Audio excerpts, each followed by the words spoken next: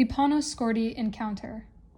Hi, this is Panos here with Olivia Cross-McCants to discuss how to succeed on a virtual careers fair.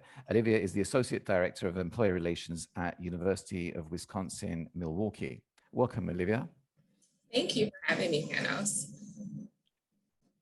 It's always a pleasure, and you've been very helpful to me since I've been working within your university system. So I'd like to thank you for that. So let me start off by asking you, what is a typical format of a virtual careers fair? Sure. So virtual career fairs, we at UWM host them through Handshake. And so that's our online platform for posting jobs as well as the events like the career fairs. Typically what that format looks like is when students register for the fair on the day of, they're able to go in and see a schedule that they have for the employers that they requested to meet with. And they go in and it's really much like a Zoom meeting in which they're able to kind of click on the meeting with that particular employer. And then they are able to see them through video. They have a chat that's available for them and they're able to have a one-on-one conversation.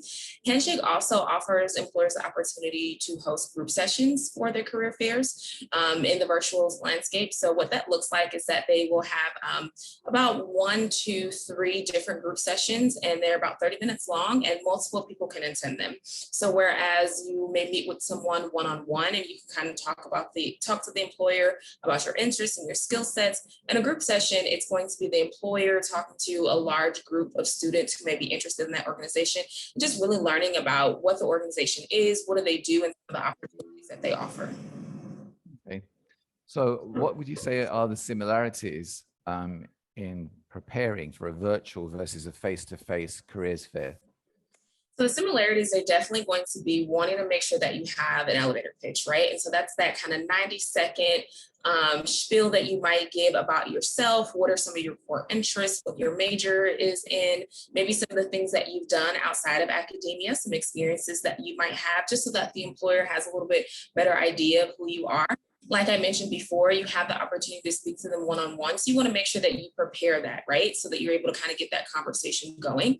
Other things that are really helpful and are very similar between the two types of fairs would be preparing your resume. So that's one of the things that we do in the Career Planning Resource Center, is that we help students work on building up their resume in preparation for fairs or just in general if they want to update it. I would also say that it's kind of really important to have some questions prepared, right? So in person and virtual, because you're having these conversations with employers, you want to make sure that you are kind of pulling out some of the most important things that you want to learn about them, because these instances that you get to communicate with them can be rather quickly, especially with the virtual one-on-one sessions are only about 10 to 15 minutes long. Okay, so they're the similarities. How about the differences? Differences. So definitely, I think the biggest and most obvious difference is that it's something that's happening online, right? So you don't have that face-to-face touch point in which you are able to kind of survey a room and go to different employers. Sometimes students may see an employer for the first time when they're at an in-person fair, and they have an opportunity to kind of just walk up to their table and have a quick chat. Whereas you have to be a lot more prepared for a virtual fair because you are able to go in and see all the employers that will be there in advance, and you create your own schedule, right? So it's actually kind of nice because you have the advantage of being able to prepare a little bit more, because you know for sure that you're going to be meeting with this specific employer at this time for a certain amount of time, right? So for some students, they may find that very helpful for themselves and how they organize their time.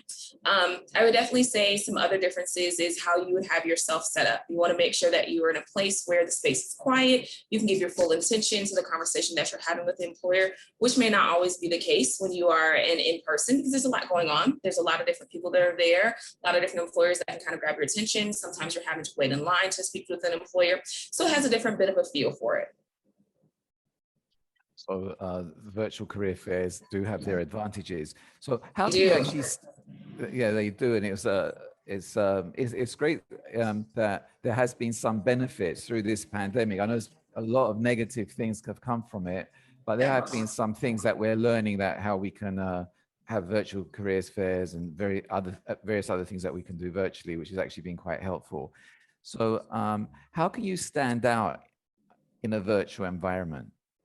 So I would say one of the big things is making sure that you are looking into the employer in advance. So as I mentioned before, because you create your schedule and you know exactly who you're going to be meeting with, employers will probably have an expectation that you have an idea of a bit of a background and what that organization does, right? So you want to make sure that you're doing some of that homework in advance, that you want to research the organization, so that way you have some talking points, but also so that they know that you're very specifically interested in them and, getting to know more about them and working at their organization.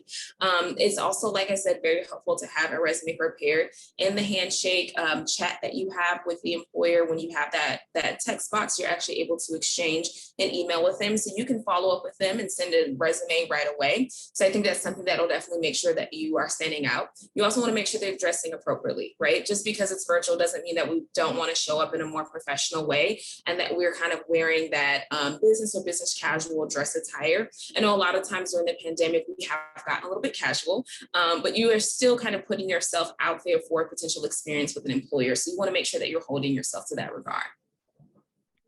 So you've covered some of the don'ts, but what are the things that you should definitely not do in a virtual careers fair? You have to watch how you dress, you just mentioned. Is it any other things? Yeah, so I would definitely say not being distracted, right? Make sure that you're not like looking off to the side or at your phone or talking to different people that are in your background. Like I said before, it's very easy to become comfortable, especially when we're doing these things from home, right? So we want to make sure that you've dedicated some time to that and so that you are still showing up in a very professional way. We also want to make sure that you are not kind of gearing the conversation away from some of those core things about like your interest in your academia. So still very similar to an in-person fair, just wanting to put that best foot forward. Okay. So should students still follow up after a virtual interview? Yeah. Yes, absolutely.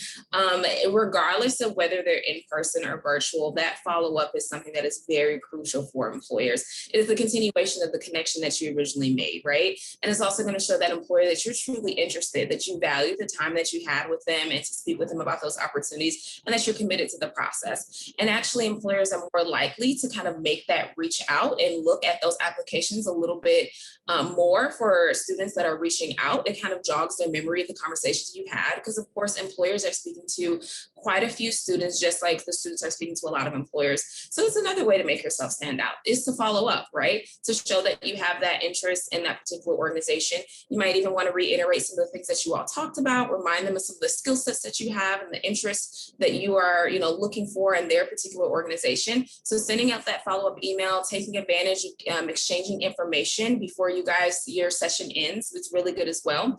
Unlike being in person, you don't have the opportunity to exchange business cards. So it really is on the student to make sure that you are proactive in getting their information to follow up.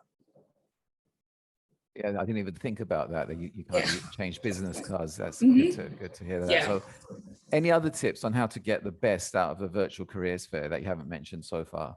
Sure. So I would definitely say attend any of the career fair preparation events that you can. So we have those usually about a week to 2 weeks before the fall fair start. And it really is to get the students in the mind frame of just how to engage with an employer. What are some of the most important questions that I should be asking? What are some of the things that I should be in tune with right now, especially as recruiting has changed and we now have a lot more of the virtual things that are happening.